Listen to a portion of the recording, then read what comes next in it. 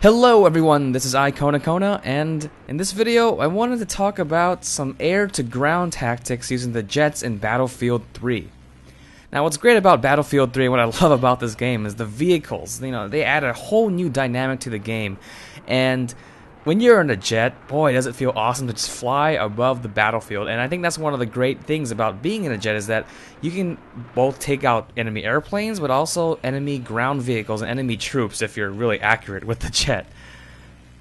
Now, if you're new to Battlefield 3 and you've never flown these jets before, I suggest you try and find an empty server and try and get into these jets and just fly around. Just fly around, don't worry about killing the enemy too much, just get used to the controls because flying a jet is kind of weird. You have to work in 3 dimensions. Remember, you're not on the ground where you're just really restricted to just kind of 2 dimensions. You're moving in 3 dimensions, and with a jet, you're always moving forward. So you have to get used to, flying by, turning around, and maneuvering the jet. So that's what I suggest if you are just starting out.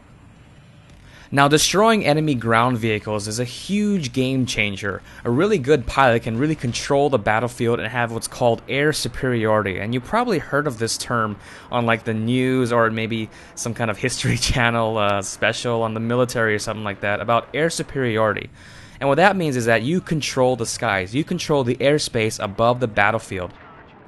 Now, in order to do this, you're going to have to take out enemy air vehicles first, like I'm doing here. When I see an enemy airplane go up in the air, that airplane becomes my #1 priority because he's my main threat. He can come up behind me and just shoot me right in the ass, and then there I go.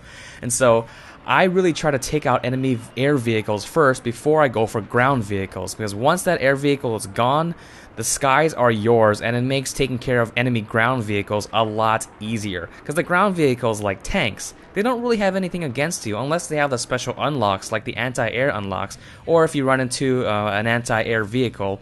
Really, ground vehicles don't have a lot on you. You have almost the full advantage in that fight. So it's really important to clear the skies first before you go in for the ground kills. So going for ground vehicles can be a little tricky because they're pretty much stationary on the ground. Yes, they're going to be probably driving around and such, but you're in a jet and you're moving a lot faster than they are. So you might, try to go for them and you just kind of fly right by them because you don't have a lot of time. You're moving really, really fast. So killing ground vehicles can be a little tricky at times, but just try and practice. It takes a while to get used to it.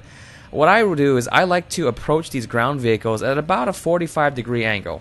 That gives me a pretty good approach to it, a pretty good angle of attack, so that I can pull up. I have enough, time to pull up, but also it's not too shallow where I just don't have a really good shot at it. Because if you're flying too low, the trees and the hills and the terrain can get in the way. So you want to come at it at about a 45-degree angle is a good angle, maybe a little shallower.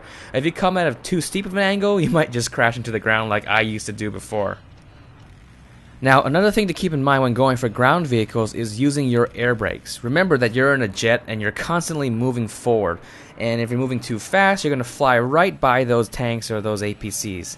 And so, when you approach the vehicles like this, kind of like a 45-degree angle, use your air brakes to slow down so it gives you more time to line up your shot. Now here I'm just missing completely. Look at that, 2 tanks and I can't get them.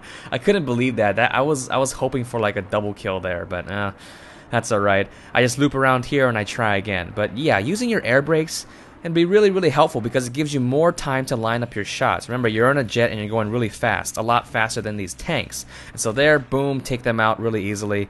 And there you go. So you've probably noticed that whenever I go for these ground vehicles, I'm using my machine gun. And it may be a little boring, but I honestly think that the machine gun is probably the best weapon in this game for these jets because the machine gun is so sneaky.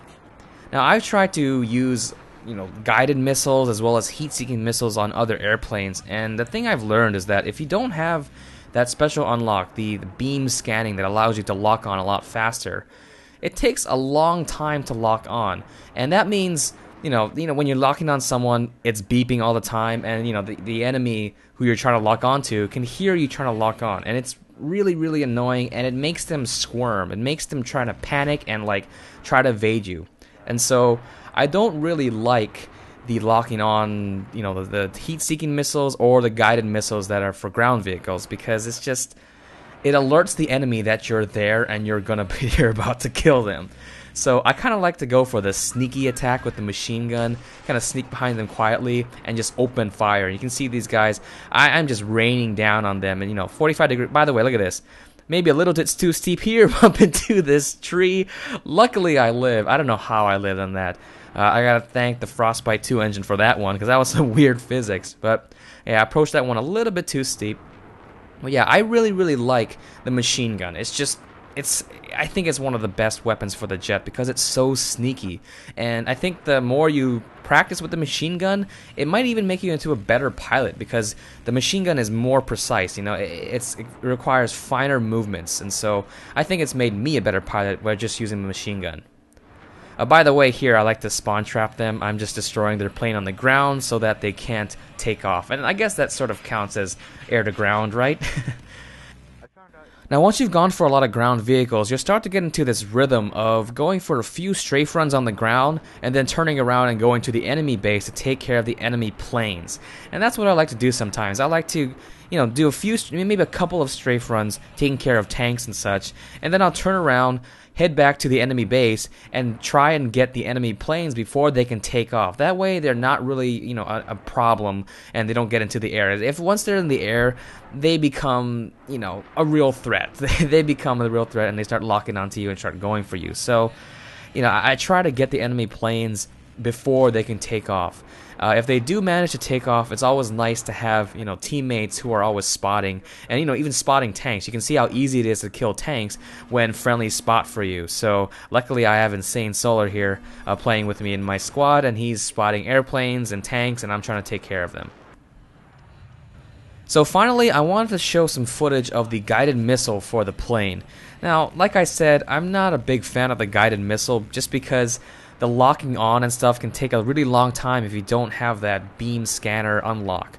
So yeah, it gives the enemy too much warning time. I don't really like it too much, but hey, you might like it. You can try it out. It's actually pretty fun once you lock onto an enemy and fire at them. Now these weapons are fire and forget, so all you have to do is lock on and fire, and then you can pull away. But I find that sometimes it just doesn't connect for some reason. This guided missile just doesn't hit something, and if the tank or the Jeep is moving around, like driving around on the ground, it makes it almost impossible to hit, But, it does some damage. Here, I'm trying to go for this Jeep here, and I'm just kind of zoomed in because I want to see it explode. Boom! There you go. So that's today's video. I hope you guys learned a few things about jets and air-to-ground combat, and if you guys have a few tips of your own, please let me know in the comments below. Now here are two videos you may have missed. On the left, I'm playing as a spy with a Spicicle, the new holiday-themed knife. And on the right, I'm crafting some hats the old-fashioned way. Yeah, I should have traded maybe, but hey, it was still a lot of fun to try and craft those hats. So I hope you enjoyed the video. Thanks for watching, and have a nice day.